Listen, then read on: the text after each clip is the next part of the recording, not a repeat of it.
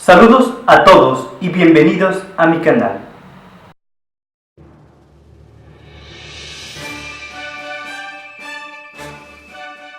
El día de hoy quiero hablar de un escritor irlandés, Joseph Thomas Sheridan Le Fanu. Este pájaro victoriano escribió Carmilla. Ove Literatos presenta Carmilla por Sheridan Le Fanu, una historia de vampiros con vampiras, sí. Corría el hermoso siglo XIX, siempre tan gótico, y las historias de vampiros ya estaban de moda. En 1819, un amiguito del celebérrimo Lord Byron llamado Polidori había publicado una obra intitulada simple y llanamente The Vampire, donde ya fraguándose iba la esencia de lo que sería el vampiro victoriano, cuya consolidación, como todo mundo sabe, sería llevada a cabo por la genialidad de Stoker. Carmilla es así el eslabón perdido entre The Vampire y Drácula. Pero antes de que los vampiros fuesen condes y condesas, en una época en la que ya no había ni condes ni condesas, es decir, antes de que este amiguito de acá hiciese su relajo en Francia, el otro sujeto había escrito su obra titulada Lo bello y lo sublime, una reinterpretación de la obra filosófica del político irlandés Edmund Burke, que alcanzaría su máxima expresión en su tercera crítica. ¿Y a qué traigo a colación todo esto? Lo que me interesa de este asunto es el concepto de lo sublime. No me mires así, no eres tú. Son tus libros. Die menneskelige bakgrund har deres bedsomdens gisla in akne raton ikne ergens naidap saido. Ove Literatos presenta Lo Sublime por Longino, un concepto de la retórica que se catapultó a la fama en la estética. Longino es el nombre que se le otorga a algún retórico griego del siglo III que escribió una obra titulada Sobre lo Sublime, y que, como todas las obras de la antigüedad, destinada estaba a cumplir su mayor influencia siglos enteros después, porque sobre todo cuando un inglés llamado Joseph Addison fundó una publicación periódica intitulada The Spectator, y que formaba parte del conjunto propagandístico de Cultura para Todos, del mitificado siglo de las luces. Ove Literatos presenta El siglo de las luces por Los mitificadores, el siglo más luminoso que un foco lámpara LED de halógeno xenón de 90.000 lúmenes.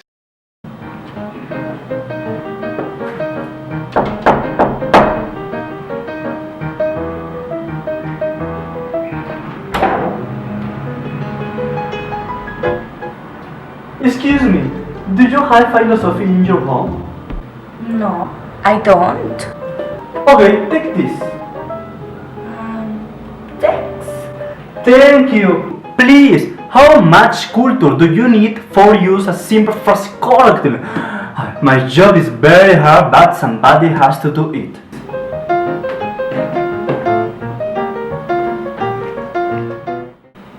En esta publicación, Joseph Addison hizo su aportación a la historia del concepto de lo sublime, cuando decidió utilizar un término que Longino usaba en retórica, y utilizarlo para todo lo que fuese percepción, claro. Y de esa forma, la estética quedaba unada a lo sublime. De ello nacería el trabajo de nuestro buen pájaro irlandés Edmund Burke. En esta obra de corte perfectamente empirista, Burke propuso su idea principal. Lo bello y lo sublime son sempiternos enemigos. Pero sería Kant quien sistematizaría la estética, y con ello, lo sublime. Porque pues... Clasicismus. ¿Qué es para Kant lo sublime? Una paradoja. Sería lo que imaginamos como sobrepasando los límites de la imaginación, de la misma forma que mensuramos el infinito como no mensurable. Si la belleza es la forma, lo sublime sería lo que desborda la forma, es decir, belleza superlativa. Para acabar pronto, pues, una fe fatal, un huracán destrozando países enteros, un volcán que agita un continente, un espacio infinito donde vaga este misterio grano de arena, o una estrella explotando en 7 millones y 2 pedazos. Todas esas cosas son sublimes. Aterran, pero se atraen. Se odian, pero se aman. Se ahuyentan, pero se acercan. Dices, nunca más. Y quieres otra vez. Como novios adolescentes, pues.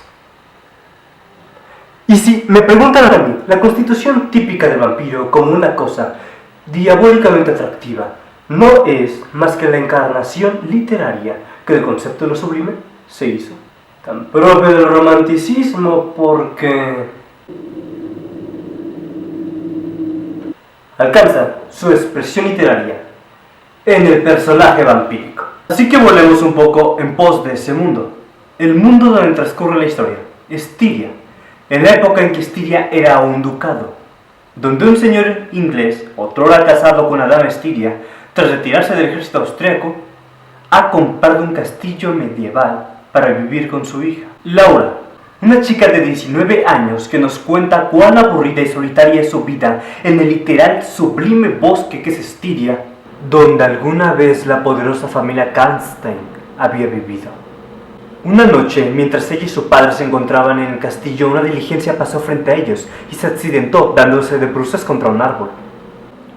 Una sutil y evanescente dama salió del carruaje, casi exánima, y al lado su madre, una dama de alta alcurnia, ataviada de negro, quien pretesta tener una urgencia inmediata y no poder detener su trayecto. Empero su hija no puede proseguir así, por lo que el señor inglés dirime: si Madame acepta confiar su hija a mi hija y a su buena gouvernante, Madame Perdon, y permitirle quedarse como huésped nuestra hasta su regreso, bajo mi responsabilidad, nos estaría otorgando con ello una distinción y una obligación, y la trataríamos con el cuidado y la devoción que merece tal confianza.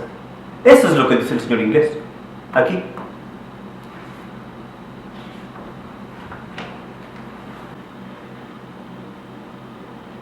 De esa forma empieza la historia, que es la historia de Laura y su invitada, Carmila. Una dama cuya personalidad es casi doble, en momentos explosiva, en otros llenos de melancolía, reacia a hablar de sí mismo, pero locuaz a hablar de cualquier cosa, lánguida en apariencia, pero llena de encantos y alegrías. Laura dice: a veces, después de una hora de apatía, mi extraña y hermosa compañera me tomaba la mano y la retenía apretándomela cariñosamente, mirándome al rostro con ojos lánguidos y ardientes, y respirando tan aprisa que su vestido subía y bajaba con la tumultuosa respiración. Era como el ardor de un enamorado. Me turbaba, era una cosa odiosa y sin embargo irresistible, y con mirada ansiosa me atraía hacia sí, y sus cálidos labios recorrían en besos mis mejillas y susurraba casi sollozando: eres mía, serás mía, y tú y yo seremos para siempre. A ver. Es obvio que Carmila se porta un poco rarita. Sí, es una vampira, ya hay que irlo diciendo. Una condesa totalmente sensual, de la misma forma que lo será el conde que creará la esposa Stoker. Las insinuaciones son claras, en los colmillos, en su palidez, en sus gustos, su atracción, pero todo queda claro una noche, cuando aparece el retrato de una dama, ascendente de la poderosa familia húngara a la que pertenecía la madre de Laura, los Karnstein. Mircala, condesa de Karnstein, es idéntica a Carmila, y Laura no puede dejar de notarlo, haciendo así que la relación entre ellas dos se vuelva cada vez más íntima, y más íntima, y más íntima, hasta que aparece Doppelganger, el motivo por el cual yo amo esta historia: el doble. El término se utiliza normalmente para referirse al doble de cualquier persona, pero usualmente más con una connotación psicológica o fantasmagórica. En el caso de la historia del Elefano, el doble es un poco ambiguo, su naturaleza, porque no queda muy claro si el doble de Carmila está en ella misma, es decir, su yo vampiresa frente a su yo humana, inheridos en un solo ser, o en tal caso, el doble de Carmila es Laura. De hecho, esta ambigüedad se incrementa cuando Laura comienza a parecerse cada vez más a Carmila. Ocurre tras un incidente, el cual evidentemente no voy a relatar. Pero tras ello, Laura termina diciendo: me sentía una muchacha cambiada. Se deslizaba en mí una extraña melancolía. Una melancolía que no hubiera querido interrumpir. Empezaron a abrírseme confusos pensamientos de muerte y cierta idea de que estaba decayendo lentamente tomó posesión de mí de un modo suave y de algún modo no desagradable. Aún siendo triste, el tono mental que esto provocaba era también dulce. Fuera lo que fuera, mi alma lo aceptaba. No admitía estar enferma, no consentí en decirle nada a mi papá ni en mandar a buscar al médico. Carmila sentía por mí más devoción que nunca y sus extraños paroxismos de lánguida adoración se hicieron más frecuentes. Me acariciaba con ardor creciente a medida que mi fuerza y mis ánimos se desvanecían. Eso me producía siempre una impresión semejante a un destello de locura. Estaba yo entonces, sin saberlo, en un grado notablemente avanzado de la más extraña enfermedad que ningún mortal haya sufrido jamás. Así que si quieren ver cómo una condesa vampírica de alta alcurnia se enamora de una pobre muchachita, la novela gótica perfecta, tienen que leer esta historia. Y nos vemos.